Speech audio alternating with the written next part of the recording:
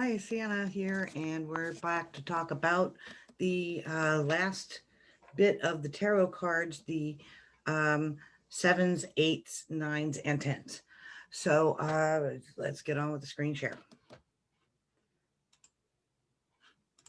Somebody told me recently that there's a better app for this, so maybe the next videos will be better done.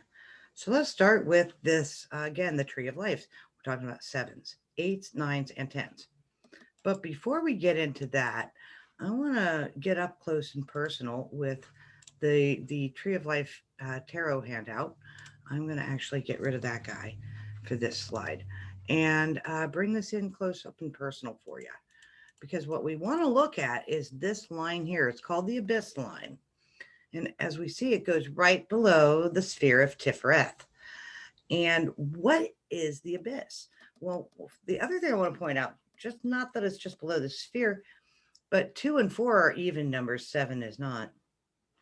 3 and 5 are odd numbers, 8 is not. The sphere of Tifereth means that the numbers are off, right? Because we want it, we wind up with it swapped. And what we learn with this is that um, victory is also, or Netzach, this is a pronunciation here, Netzach, Hod, and Yesod.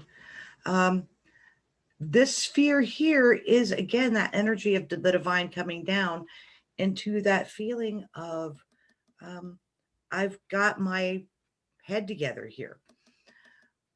On the other hand, we know that it's really still connected to Malkuth. And if Malkuth is our everyday feet on the earth kind of behavior, how do we go from there to I have my crap together without going in the wrong direction, right? The moon brings us from there to here, not the other way around. So when we look at Netzach in relation to Hood, victory versus splendor, what we want to see here is not that they are opposites, but they are complementary, that they are not either or, but yes and. So we can have the Hood energy and the Netzach energy with this tower going between. So it's not like everybody is either a winner because the divine has blessed them, or everybody had to do hard work to get where they are, but it's a little bit of both. All right. So we see that in the balance of these sevens and eights. Let's look at these sevens first. Now, pull my square out of here.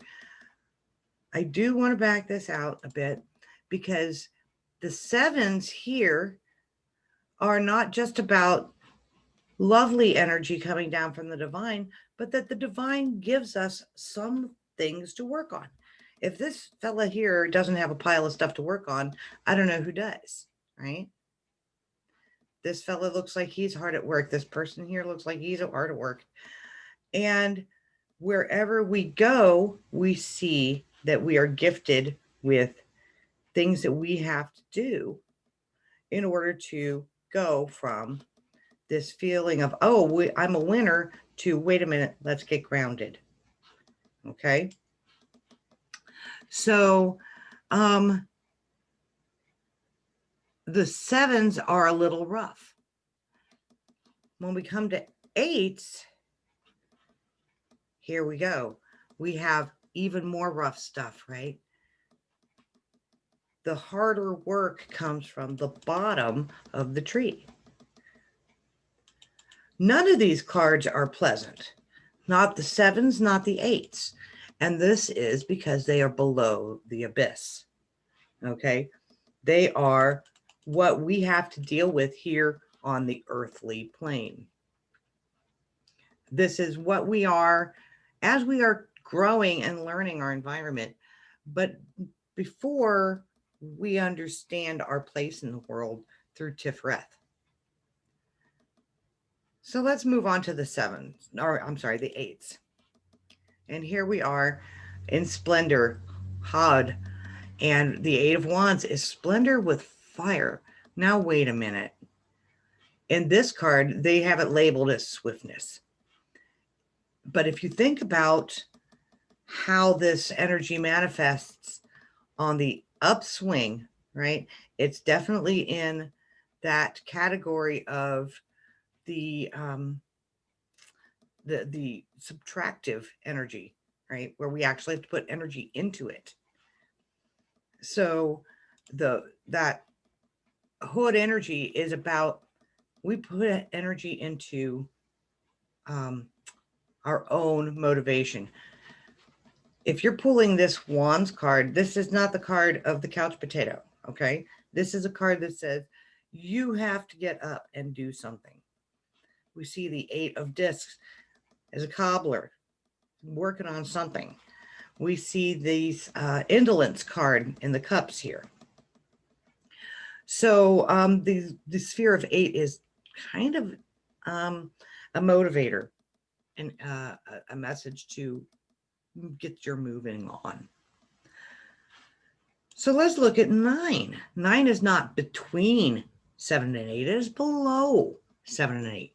So as nitty gritty as 7 and 8 energy is, 9 energy is a little more earthy, but yet not imbalanced, because it is the straight up sphere from Malkuth through the middle pillar. I love the purple background of the 9s. So our 9s, again, a classic tarot image here, the 9 of Swords, is a person waking up from a nightmare. 9 of Swords in this deck is called cruelty. But the 9 of Cups, on the other hand, is called happiness, right? The 9 of Discs in both sides is like a material gain. When we look at 9, we want to think about what's going on right above that earthly sphere. What is the foundation of our mental work?